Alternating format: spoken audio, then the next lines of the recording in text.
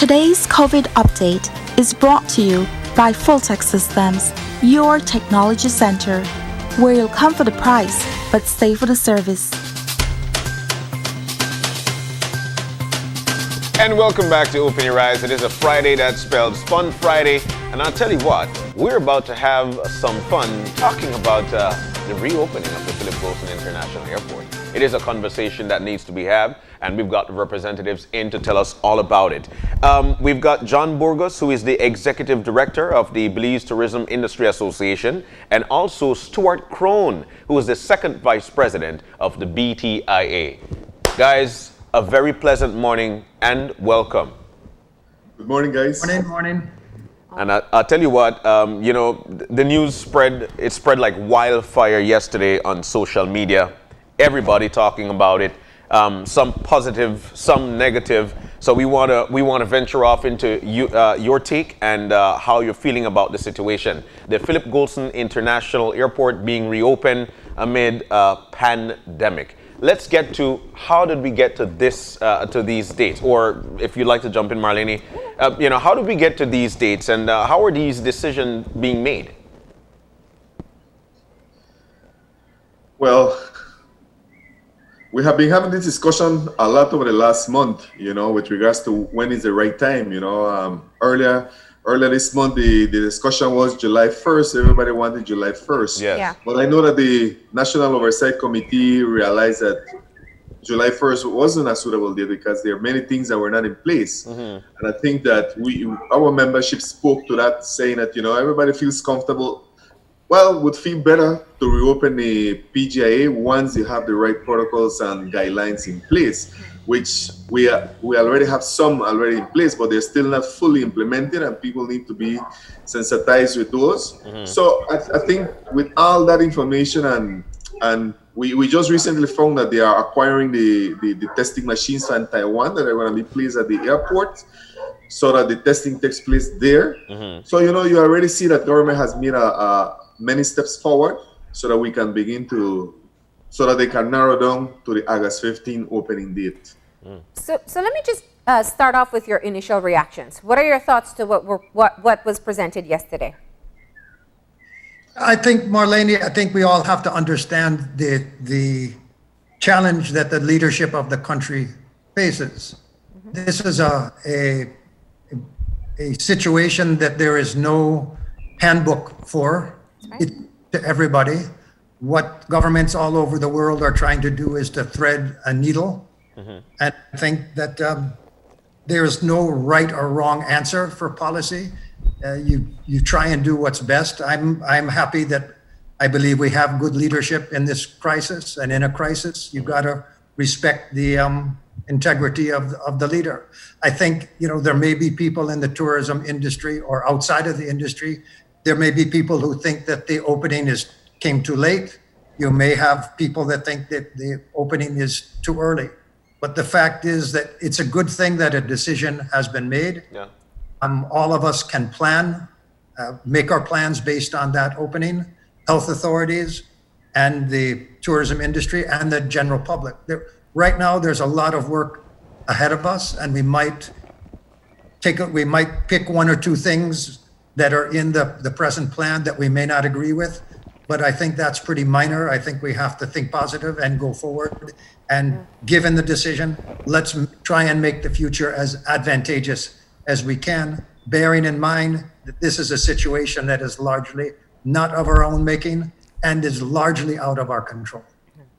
Well, I think one thing seems to be clear. The date has been set, and that's what we're working towards. And from the surveys that both the BTIA and the BHA, the Hotel Association and your organization did, it was clear that tourism operators did want to open fairly soon, and the most essential part was looking at the safety protocols that will be in place. And this is the time to ask the questions and to get to the clarification. And that's, I think, where we can start with just your breakdown of how you understand it so far. I know it's really fresh in your mind. Yeah. But let's talk about what you have heard in terms of requirements to come into the country, the procedures when people arrive, and of course what will be expected of operators themselves?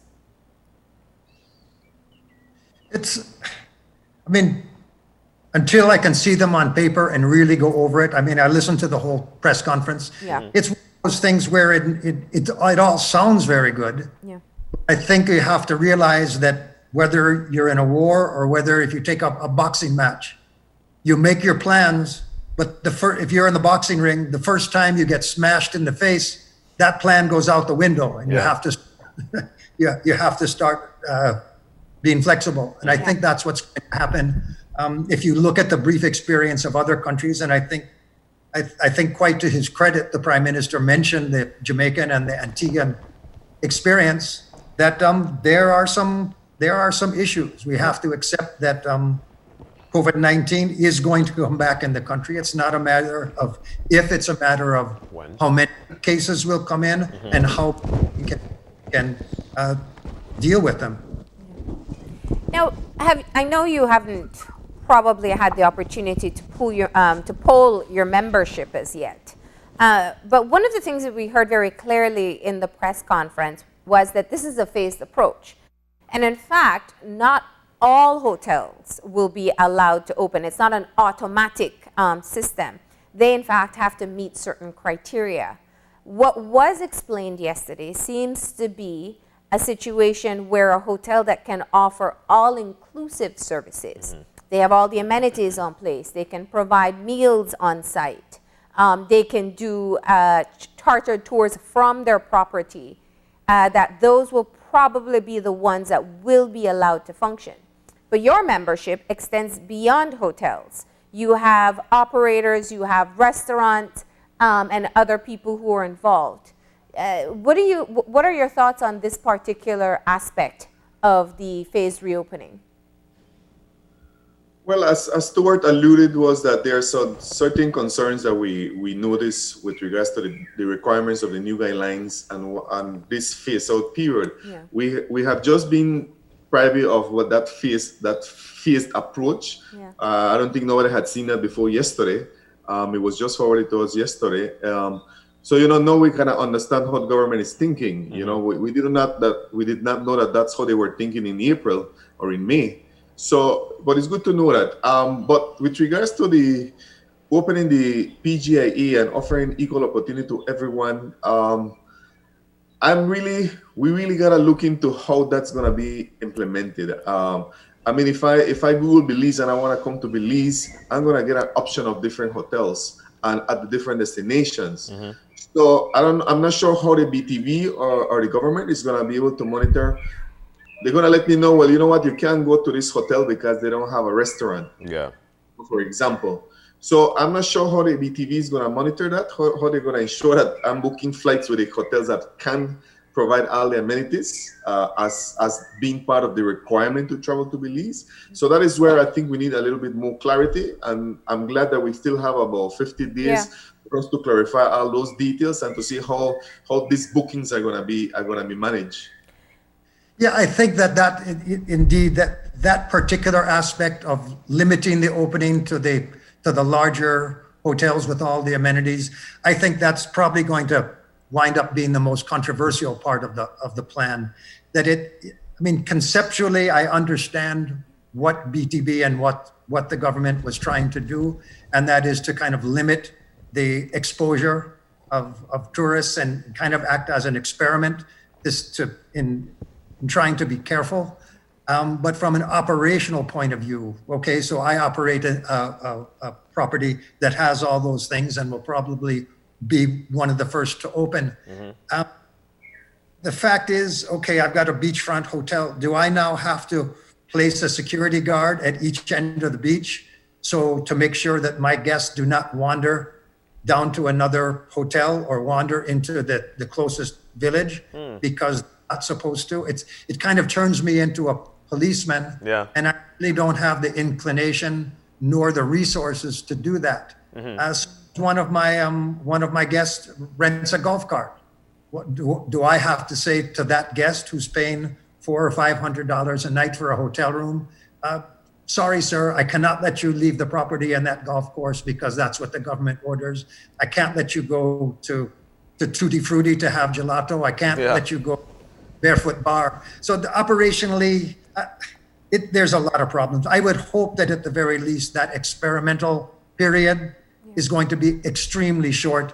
And let's if we're going to have tourists, let's provide the experience that Belize does best at.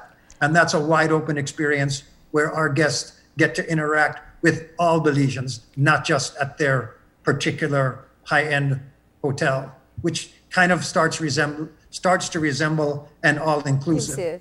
And if there's one thing we don't want in Belize, it's all-inclusive hotel. Actually, that was the first thought that came to mind for me. It sounds like the all-inclusive experience, you know, many Belizeans have had it. You go to a hotel in Cancun or Playa and you never leave that site. And there's so much more to be seen. But that's not the type of traveler that we tend to attract in this country. We've always heard of people who like the adventure and the tours and like roaming around to try different foods. A key part of this will be the communication that is sent out to tourists, because there's quite a lot of responsibility and expectations of the tourists themselves. And from what is explained so far, they seem to expect that the app will be the way that this information will be disseminated. Is that also a question that you have, whether you as the operator will have the responsibility to go through the details with the tourist, or you would prefer that to come from the Ministry of Health, or if it should happen at the airport or even before they board? Well, ultimately, Marlene, if you're the host, if you own a hotel and you are hosting these people, or if you're a tour operator and you're hosting them on tours, the ultimate responsibility is going to come to you. Any government is a faceless entity, doesn't have people associated with it. But when you're on the ground, your tourist that has a problem is going to come to you. You can talk about the government says this and the government says that, but you're the one that interfaces with the guest, and that's where the rubber meets the road, and that's where, if there are problems, that's where those problems are going to first arise. Yeah, we will definitely. There will be some trying times with the reopening, like you mentioned, Mr. Krohn, in terms of how we try to get these people to accept and appreciate the little that we could offer at this particular time. I think one of the things that needs to be answered as well is, and I think I alluded to it earlier, how the decisions were made, and if BTIA was a part of the decision process there. Even having to sign off, because what I'm hearing is also some of the concerns of, you know what, especially for you, Mr. Krohn, being a property owner, some of you might have to be a policeman to your property. I don't think it's good. I don't think it will be good for business. But was BTB a part of the decision process here or making here? BTIA, sorry. I'll leave that to John. Well, what I can say is we over the last 5 years, we have placed a lot of emphasis on having proper consultation. Like myself, I'm a manager. I lead the association, but I'm not like daily operations of a hotel or a restaurant or a tour operator. I'm not a tour guide. Yeah. You know, so that is why we have always placed the emphasis on proper consultation with stakeholders. And BTIA being able to represent all aspects of the tourism sector, we will normally welcome to be one of the first entities to be consulted with, so that we have a mechanism internally that we reach out. You know, like if there's a new policy, for example, the first one on the center is for hotels and accommodations and restaurants, we would reach out to all sizes, small properties, medium properties, larger properties that are isolated, properties that are off the grid, you know, so that we can get a consensus and see how they see these new guidelines impacting them. So that when we get back to the BTV or the Ministry of Tourism, we can say, you know what, this is what our membership sees that need to improve, areas that need to be revised, areas that need to be reconsidered. That is what we have been following. I know that right now time is of the essence to get some of these things completed, and I believe that they stated yesterday that we are still in the stage where the guidelines can be tweeted, can be revised, can be edited. So we are pleased to know that, but I can tell you that we were not directly involved in the development of these documents, particularly for the first one for the hotel and accommodations. I mean, and that's no negative thing. It's just that because proper consultation was not followed, they must pick a lot of different recommendations being made to what has been proposed. Because, like Stewart says, I cannot be a policeman. I don't have the resources, and that's not the niche product or service that I provide. I'm not going to be serving as a prison for my guests. That they cannot leave. So with regards to the app, we heard about the app. We don't really know how the app is going to be working. Does the property owners or manager, do they have access to the information that's going to be collected to the monitoring that the app is going to be doing? If when they come to your property, or is it going to be government managed? So there's a lot of little details that need to be clearly established and understood, and then it leads to the fact that people need to be trained. Yeah. And then right now they mentioned about the 9 points certification that they're talking about. We have been told that it's not going to be mandatory, but we're hearing that it is going to be mandatory. So I'm not sure who to believe right now, but because BTIA was not at the table when those decisions were being made or those discussions were held, I don't know. So we just gotta wait and see how things play out, and I hope that if anything's going to be mandatory, that proper consultation is held prior. And I want to be fair in this conversation. The announcement was made yesterday, and I know that this is just a very early discussion about what was presented. So there are a lot more details that have to be explained. You can ask your questions and perhaps get more clarification. But we're going simply off the face value of what was presented. Yeah. And John, that was a critical point that I noted yesterday, that they spoke of two requirements. It was the hotels that offered all amenities, which naturally it leads us to believe it'll be the large-scale hotels. People like Naya, as Stewart mentioned, will be able to open because they offer everything there. But the second one was the gold standard certification. So there is a certification process that properties will have to go through. And I wanted to ask in terms of the details of what that certification process requires. Well, that is where it gets complicated, and that's where it raises for me, as to have seen how much these new guidelines can have an impact. One of the first things is it comes with a cost. They're asking for you to put certain things in place at your property. You need certain things that are going to be a cost to you. And right now, how many people have money to invest? They don't, because they are in survival mode right now, trying to stay afloat and trying to keep their staff on board. So the 9 points, it seems like a logical approach. It's all sanitization processes, right? Yeah, you need to identify someone that's going to be able to manage the new sanitation protocols. You need to have a proper manual in place in case you find a case there at your property, which I think you cannot leave that to the property. That the Ministry of Health should be the one to lead that. Stewart mentioned about having an experience earlier this year where he had put, I think, 40 of his staff quarantine, and they were mapping with Ministry of Health. But let's say we have 20 properties calling at the same time. Do we have the resources for that? And then in terms of getting you have to look at human resources part, and you have to look at the time. You have about 860 hotels in the country. Wow. If I recall, around that figure for 2019, registered hotels for 2019. How are you going to get those properties properly trained and certified?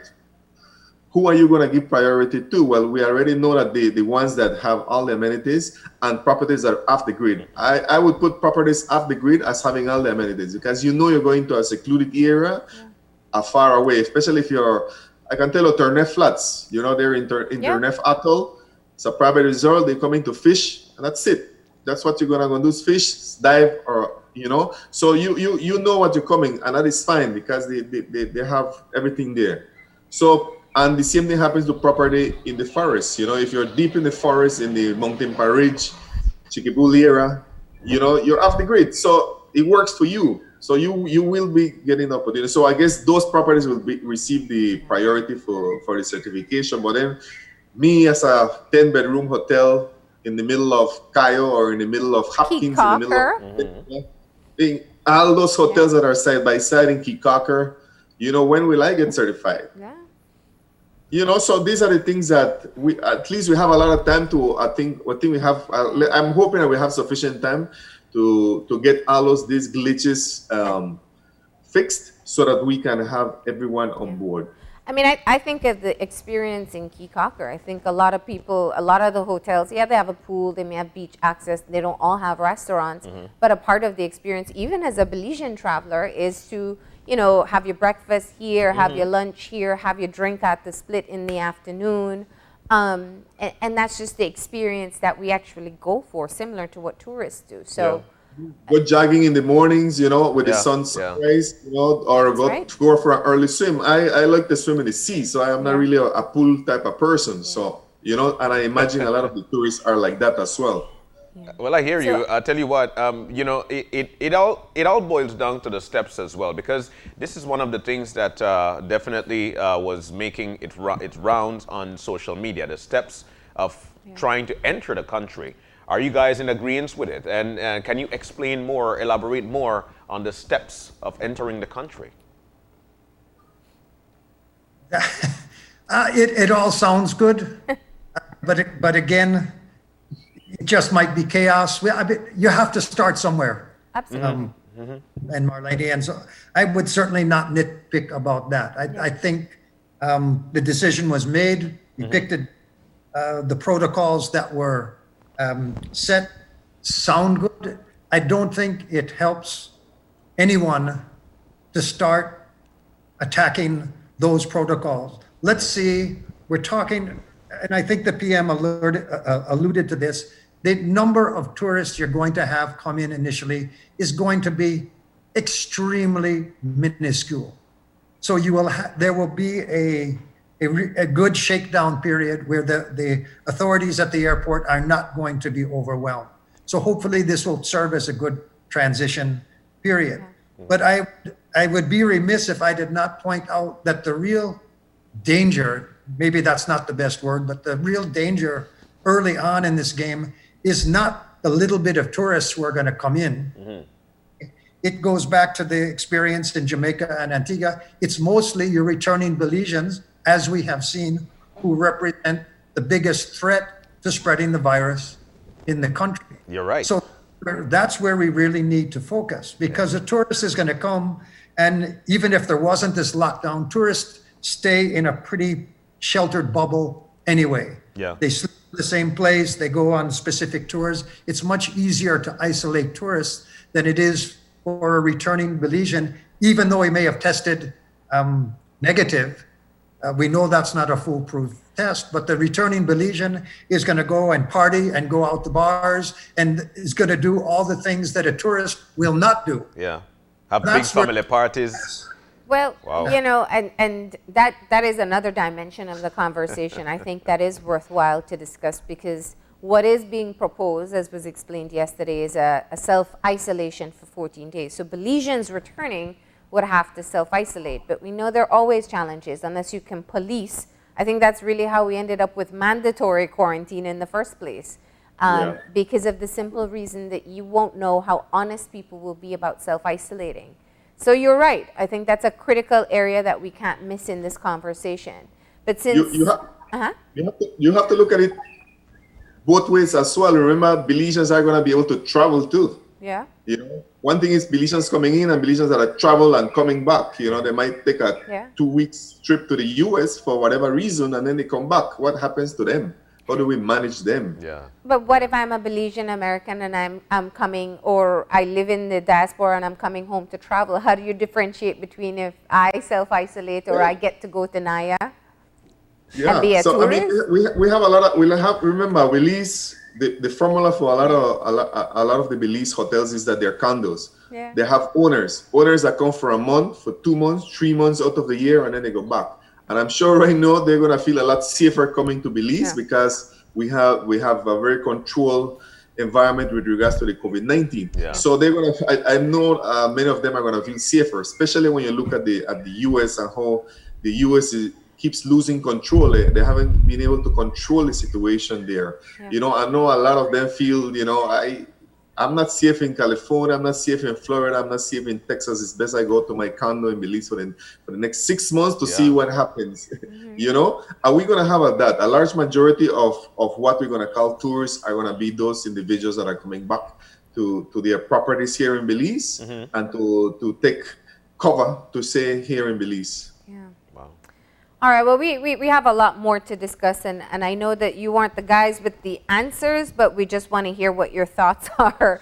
So we're going to take a quick break, and when we come back, we're going to be looking at what has been discussed so far in what will take place in the event that there's a positive case. So we'll be back in a few.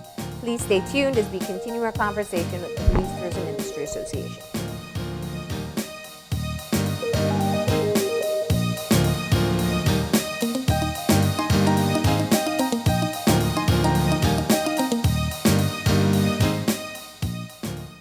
When someone you love becomes a memory, the memory becomes a treasure. Channel 5 introduces the Daily Obituaries. The Daily Obituaries will broadcast all death and funeral announcements and memorials to honor your loved one's life and memories. The Daily Obituaries airs on Channel 5 prior to the evening newscast, with subsequent repeats at 10 p.m. and 12 noon the following day.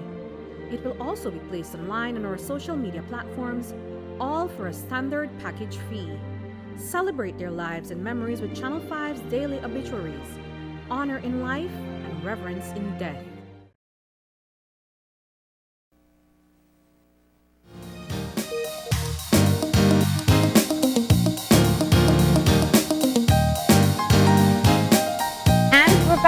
And if you're just joining us, we are about to start part 2 of our conversation with representatives of the Belize Tourism Industry Association. We're joined by the Executive Director, John Burgos, and the Second Vice President, Stewart Krohn.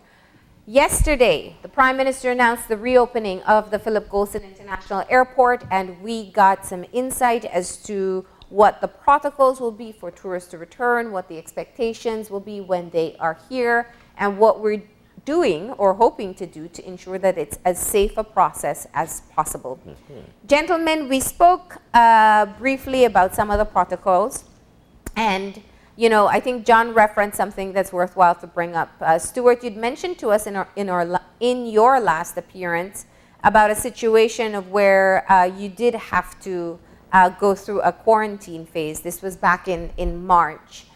It seems that your story perhaps led to some thought into this process. One of the things I saw very clearly was that if a tourist tests positive, they will be quarantined for 14 days at their own expense. So that aspect seems to have been covered. But what about the situation where if they're already at your property and that's when they find out they're positive? What are your thoughts on what's been explained so far? Well, I think it's pretty obvious if you have someone testing positive who's already at your property, they're going to quarantine in place, assuming that they don't need hospitalization type medical care. They're going to stay in the room that they're already in, and depending on what the list of contacts looks like, you may be quarantining quite a number of other guests and some of your staff. I mean, it is an extremely complicated situation, and I think that's one reason why we are trying to make the first line of defense a very strong line of defense at the airport, because it's certainly a much easier situation if a positive case is identified at the airport than when it gets identified already at one of the resorts. And that's going to be a challenge. It will be a challenge even if it's an isolated incident, but worse if it becomes a widespread situation. That's when you really have to worry. And I think that's why we really have to focus on the capabilities of our health authorities. If you're going to put resources into any area, that's really where you want to put the resources. And you can't put those resources in place after the fact. So things like testing, contact tracing, isolation, we have to be prepared, very much prepared for that. Again, we heard yesterday at the press conference numbers about the number of test kits. I think that's great. We heard the protocols. What I didn't hear was much about contact tracing. Yes, we heard about the app, but I think, the app sounds good, but I think you pretty much have to prepare a small army of contact tracers, people on the ground at the town and village level. That's something you can't organize when you detect the case. You have to start training those people right now. I think fortunately that the infrastructure exists, certainly at the village level through NAVCO. I think you want your contact tracers to be people who are familiar with the community. Yes. We've looked at other situations in the past where, particularly in rural areas and urban to a lesser extent, there are superstitions that take place. So you might see some person who looks like a tourist walking through a rural village, and if there's an outbreak somewhere else, how are the people in the village going to deal with that tourist walking through down the street in their village? You need local people on the ground who can reassure their communities that, look, here's what's going on. Don't be superstitious. It's not every person who looks like a tourist that's going to give your children a fatal virus. Those are things that need to be done. The infrastructure is there. It just takes the resources and the will. Yeah. I've read that in some places, as a part of their reopening phase, things like restaurants would take down name and contact information of every person who comes in as a preventative measure, very much so for contact tracing. And I think that's perhaps one of the areas that we haven't looked at. So the app might tell me or tell those who monitor it that the tourist left and went to Barefoot Bar, but who else was there? And how do we know, and how does that contact tracing work? So I think your concern is one that can easily be understood. But if we go back to the quarantine process, I think, Stewart, you have great insight in being able to tell us the things that perhaps no one realized would be necessary, or the additional expenses that would come from it, kind of the afterthoughts. What are some of the things you think will absolutely have to be clear, that in the event a tourist does come to the country, does test positive, what do we all have to think of to ensure the absolute safety of the wider population? It's pretty much common sense, Marlene. The medical authorities are going to come in and do what they do. But in the meantime, if they go through the contact tracing with certainly the help of your hotel staff, they are gonna call the shots. So if the medical officer says, "Hey, you've got to quarantine 14 people," as we did in the past, you quarantine 14 people. Fortunately, we had our protocols in place. It was not a particularly difficult thing for us, and I don't think it will be particularly difficult for most hotels. A lot of this is common sense. I think the complications come, for example, let's say that you're going to quarantine 15 people and your hotel has 20 rooms, and 15 of those rooms are now going to be taken up for 14 days with quarantined people. And let's say you've already sold some of those rooms for the next nights. Where do you put the people that were to stay in those 15 rooms? You're going to send them to another hotel? Wow. I guess you will. And then the people who are quarantining for 14 days, and most of them will not have the virus and will be quarantining for nothing from their point of view. Yeah. And then you're going to try and go to them and say, "Oh, by the way, you owe me $6,742 for 14 nights in the hotel, 3 meals a day, room service, all that stuff." So you can say, "Oh, they're going to pay for it," but you try and squeeze that money out of someone who, through no fault of their own, got stuck in your hotel for 14 days. These are the kind of complications that we're going to go through. Yeah.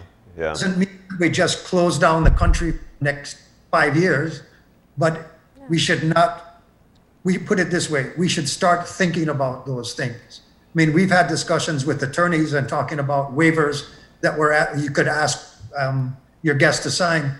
Signing a waiver does not mean that that person is going to have to pay their hotel bill. That's what we have been told. That's interesting. Would you be more inclined to have the quarantine take place in another place rather than quarantining on site at the hotel? Yeah, I would probably rather that, but it's, again, you've got your tourism authorities, you've got your BTB going out there saying, come to Belize, it's safe. Come to Belize, come to Belize. So your tourist comes to Belize, finds a nice hotel, does what he does, and then he's told, well, now you've got to quarantine for 14 days, even though we don't think you have the virus, but because you are within 6 feet of someone who has tested positive, we're going to quarantine you.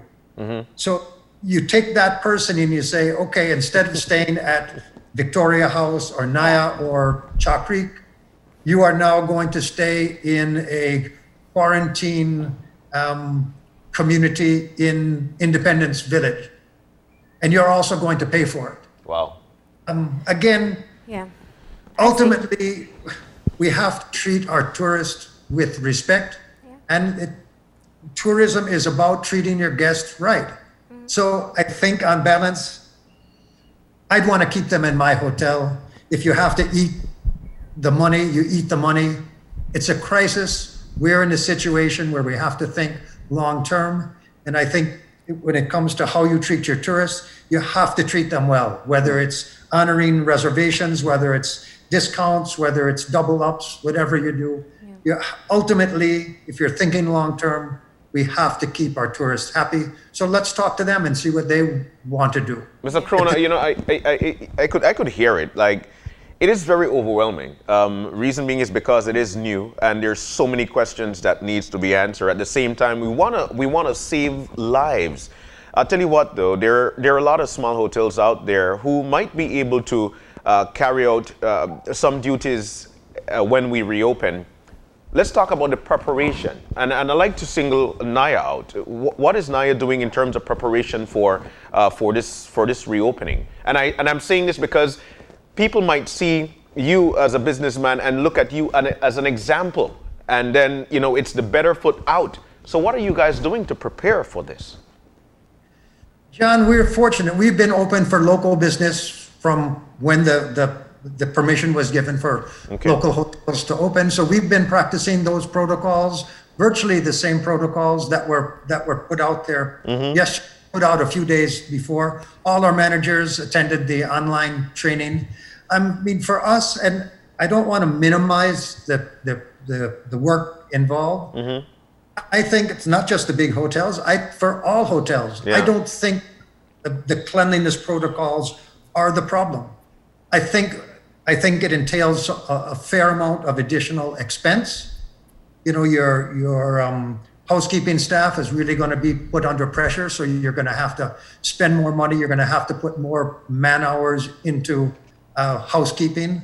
But none of it is difficult conceptually or practically, but there is a cost involved. So I might be running against the conventional wisdom, but I don't see in the protocols a huge problem. I think that's the least of our worries. I think the biggest problems are going to come in our previous conversation is, okay, what happens when you get a positive test in tourists? Those are the real problems. And again, it's not if, the question is when. And practically speaking, if there's an outbreak at my hotel, if I've got half my hotel rooms with quarantine people, quite frankly, I'm blackballed, okay? I cannot go try and tell tourists, oh, come to Naya, oh, but by the way, you just had an outbreak. Are filled with quarantine people. So, there are risks in life, and that's what we have to go to. The choice is shutting down the country for 2 or 3 years if you want to be 100% safe. But if I can, I just want to bring up 1 or 2 points that I think it's important for the public to know.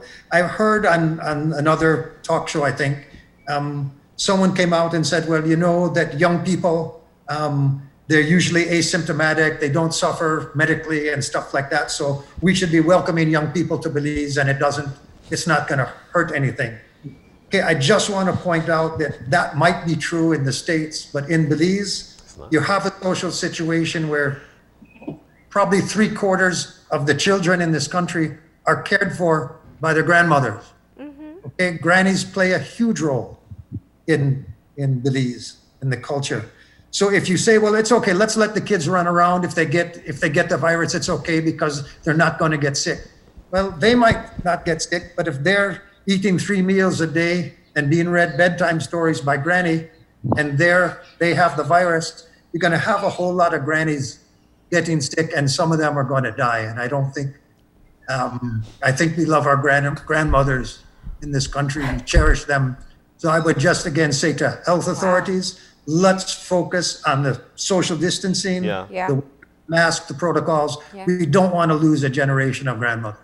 Well, you just educated us there. I wasn't aware of that type of conversation, but it does. It goes beyond grannies. We have a lot of diabetics in this country. We have children who are diabetics. Obesity is also a risk factor. If you have a BMI over 30, you're at risk. So we have quite a number of high risk factors beyond just age, because I know people may look at our elderly population and decide that it's whatever assumptions they make. But I think that there are other risk factors that we have a lot of in this country, and we can't definitely can't say let the children just go ahead. You know, there's a lot of focus being given on the private sector and the accommodation sector and the tour operators with regards to they having everything in place. You gotta ask of the government of Belize and the Ministry of Health, do they have everything in place in case Stewart comes with a case that needs medical attention? Yeah. You know, do we have enough beds at the ICU, the ventilators questions, you know, the response staff, you know, the ambulance to transport people from PG, from Placencia, from Cayo to whatever the centralized areas are going to be for to attend to those people. You know, I think that's the other area that we need to really be provided with some level of guarantee from the government that they are doing their best. You know, are they conducting simulation cases? You know, I mean, we heard about how to an extent the right services were not provided to the first gentleman that had the case, the guy from Cayo that went to Belmopan, went to the private clinic and so on.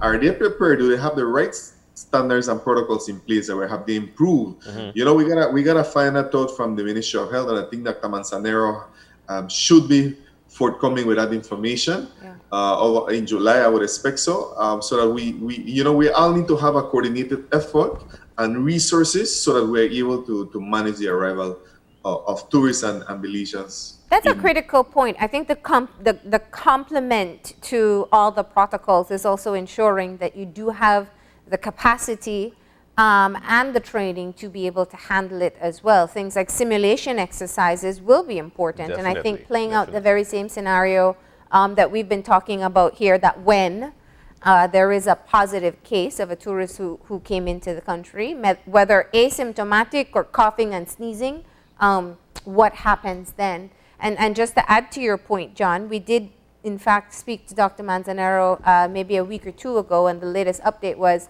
that from pre-COVID to where we are now, I think the capacity has increased a bit, but we're not talking exponentially. I think we went from intensive care treatment being available for about 10 COVID patients to about 60.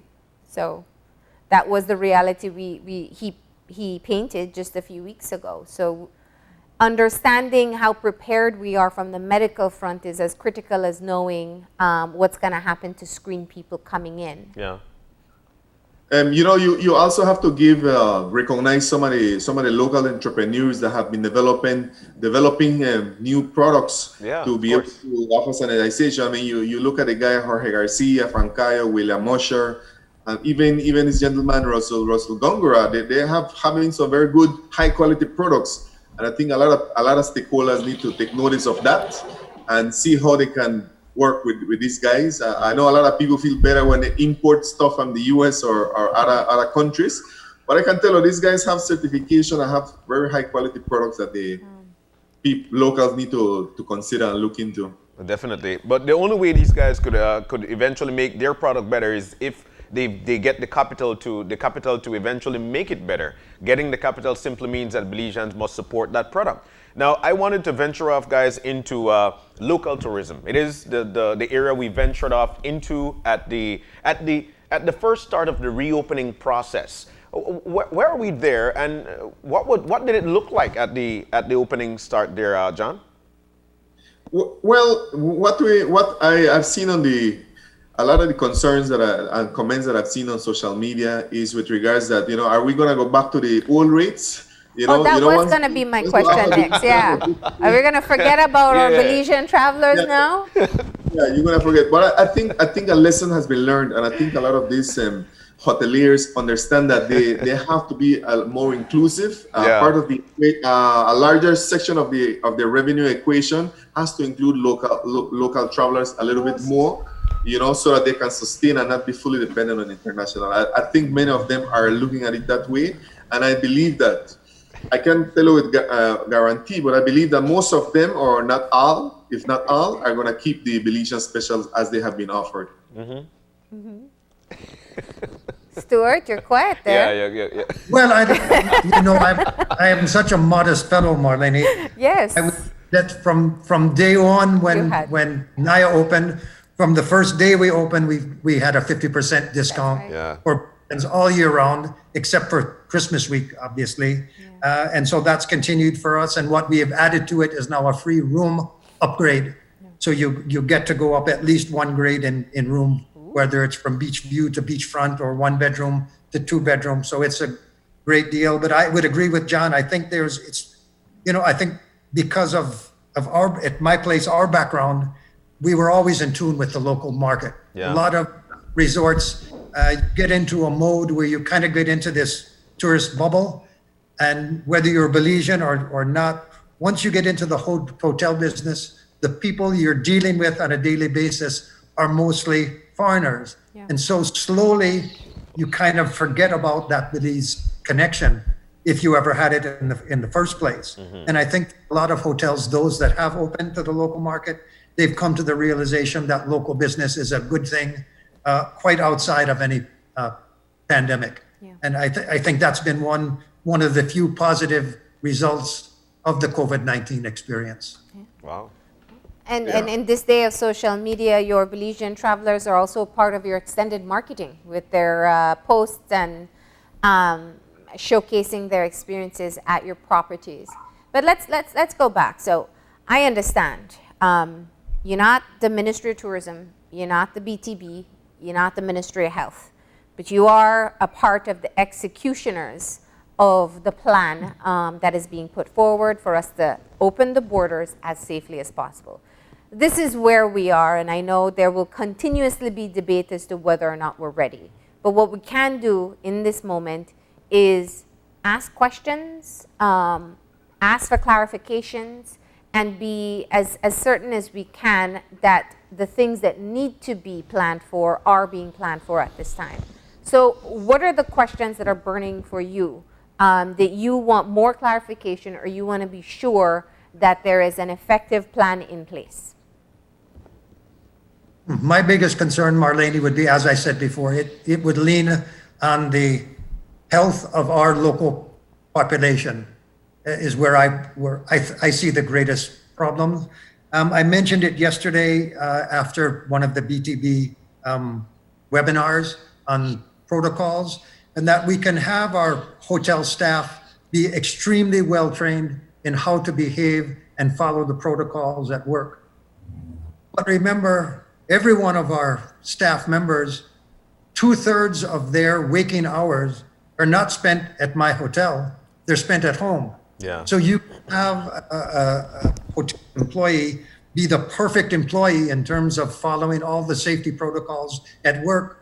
But when they go home, they're hanging out at bars, they're not wearing masks, they're doing all the wrong things, all those precautions that you put in place at your hotel don't mean a thing, because you're going to have both other staff members and hotel guests infected. So I think if I was to pick anything in terms of what am I concerned about for my hotel, it's that my staff members follow those protocols right through their entire lives. And I think that the training that BTB is engaged in needs to emphasize that. Well, it's very important. Yeah, valid point. And from the social distancing still remains a very good strategy to try to minimize. But let me tell you, I have seen it personally. It doesn't really work if you're in a restaurant. I the first weekend when the curfew was lifted till midnight, from midnight till 5 in the morning, I can tell you every location I had, a restaurant that was open after 9 o'clock was full. And let me tell you, it was all Belizean and everybody was hugging everybody. I mean, I went out there and people just came to hug you, and it's hard to just, hey, hold on, 6 feet. I'll do it if you try on me. You know everybody. In Belize is small, you know everybody. So when you went out there, everybody knows you, and everybody has not seen you for 3 months, because you were stuck at home for 3 months. Yeah. So the social distancing, in principle, it's a good thing, but when it comes down to the actual implementation and to have this conscious awareness that you have to be socially distancing because you don't know where the risk is, you cannot see it. So I think we just need more campaigns, more information, more awareness campaigns with regards to what social distancing and what the impacts can be. My main concern, someone living in Orange Walk, and I see some of the signs, so negative signs that I see, I'm concerned about people crossing the borders illegally. I think that's where I agree with Dr. Manzanero when he states that's where my main concern is. You saw the lady that came through Orange Walk out Corzal, and she was found all the way in Belize City. I mean, you can see what's happening in Chetumal. And they have more cases than Cancun right now. So I think that's where I think the government needs to put a lot of resources to try to secure those borders to as much as possible. It cannot be 100%. Yeah. That cannot happen. We know that, but at least we wanna feel safer to know that they're trying their best to keep the people from not going across. I hear even in San Pedro concerns about people beginning to sell certain products that they know that are not in Belize, or that these people, selling at the corner on the street side, they know that they did not bring these products through the right channels, through the regular border entries. So they know that there are a lot of contraband still happening with border jumpers. So a lot of people still going across the border and coming back. So that's I think it remains a very real concern. I want to just get to one final point, for me at least, is looking at the critical information that has to be passed on to the visitors, those who are interested in traveling. To be fair, I think no person expects to just have a regular experience from the airport right through to the hotel. But there are a lot of details that will be essential. If we look at North Americans or people from the United States, they are having challenges in wearing masks. They have quite a number of objections to what we have adhered to here quite naturally. How critical is it that the requirements of the tourists are effectively communicated before they come in country? Judging from what was outlined at the press conference, I think it will be pretty clear. Yeah. And I think there enough barriers are being erected that it's really only the diehard tourists that really want to come to Belize that are going to come during the period, say, between now and Christmas. Again, I think it will be a very small number.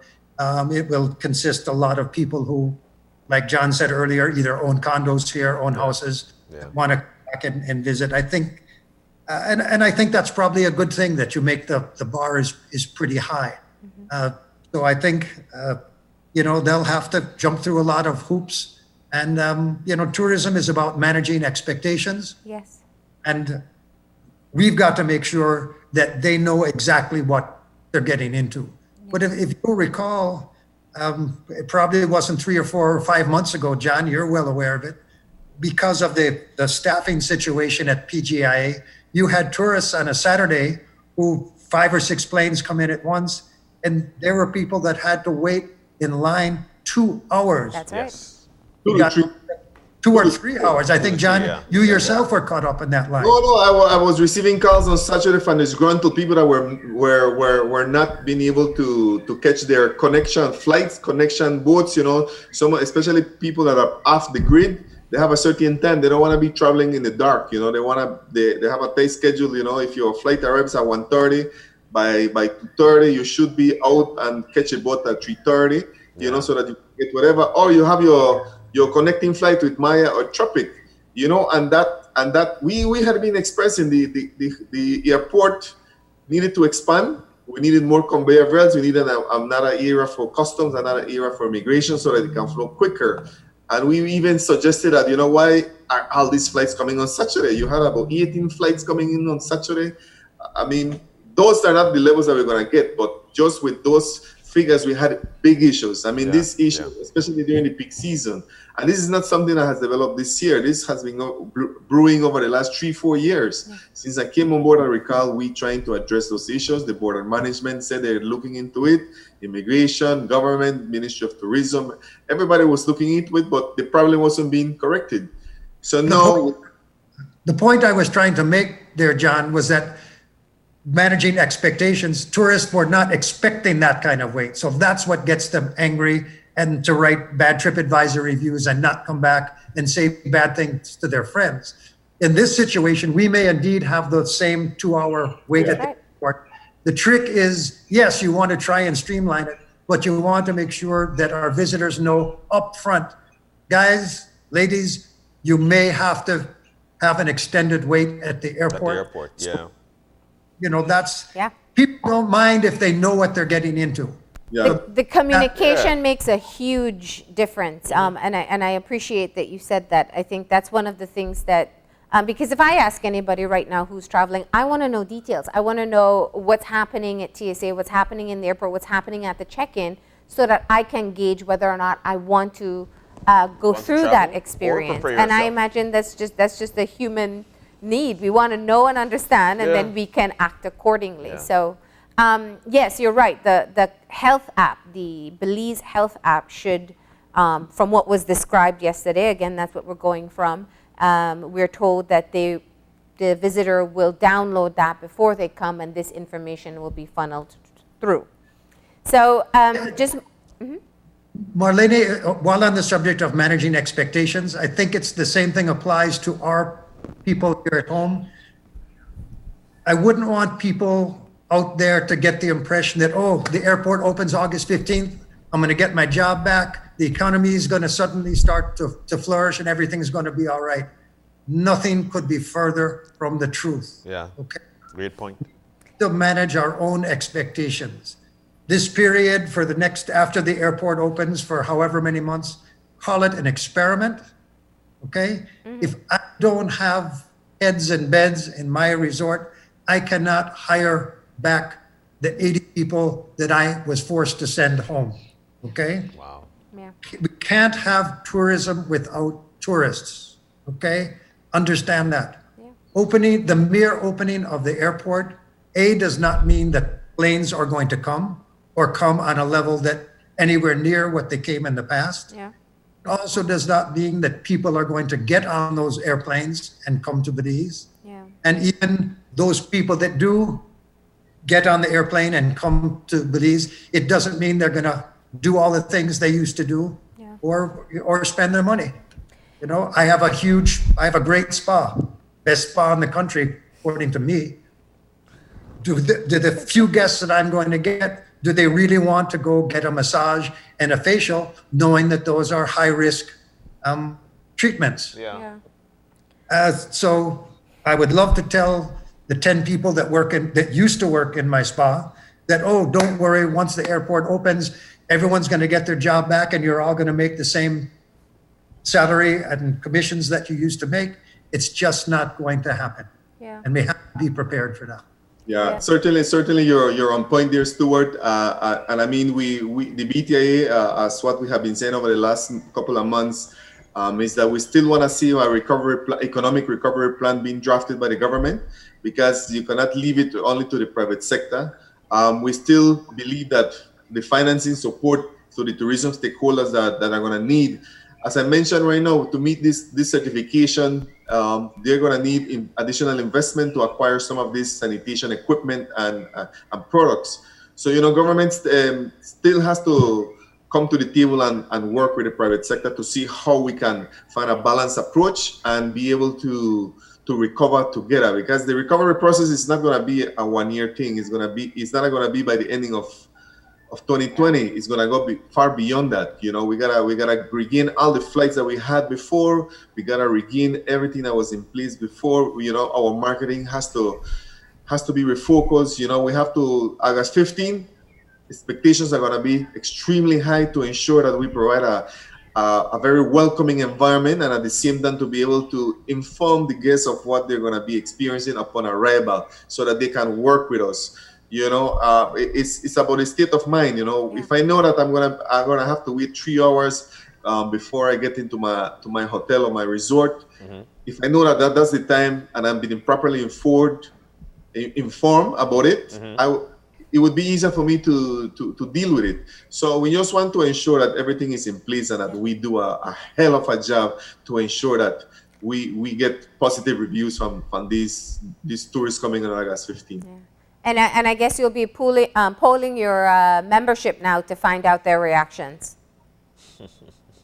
Well, we have to look at it. I'm not sure if we need to do any polling right now. What I do think we need to do is that we need to share, to open the forum of communication so that they can provide feedback on the certification process and the new guidelines that we still don't know if they're going to be mandatory or not. So we want to hear from our members with regards to that. So we will be reaching out to them in those areas. And of course, don't wait for us. They can reach out to myself and to the office. I have my cell number available, my email at any time. So to answer any questions or to receive any recommendations. All right. All right. Marlene? Yes. I would just say that it would be, Marlene, I don't know what your schedule is like for future editions of the show, but I think the public needs to hear from both the Minister of Tourism and the Director of Tourism. Yeah. Put them on the show, and you know how to ask questions. I know that. Yes. Great to hear from. I appreciate you saying that, because I know we get questions a lot of times, but let's just be clear. The invitation does stand for all government representatives to be on the show, and we have asked.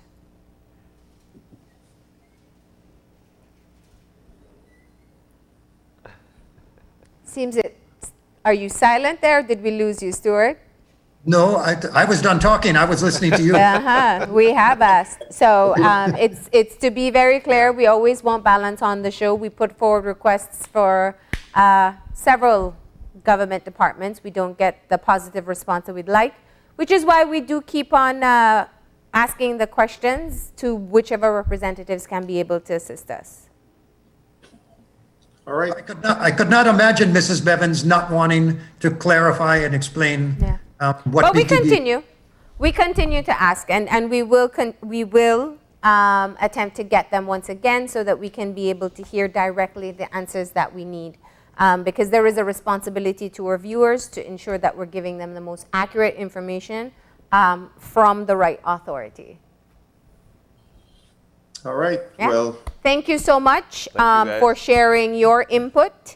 And of course, this is a conversation that will continue in the next few weeks. And we do wish you the best of luck in your preparations. Thanks. thank you guys, and let's hope for the best. Yes. All right. All right. And with that, we are going to actually be doing a bit of a flashback. Definitely. This is definitely one of those segments we like. Flashback Friday. We'll take you all the way back to 2005. And Janelle Chanona, I've got this one for you. So check it out. 2000.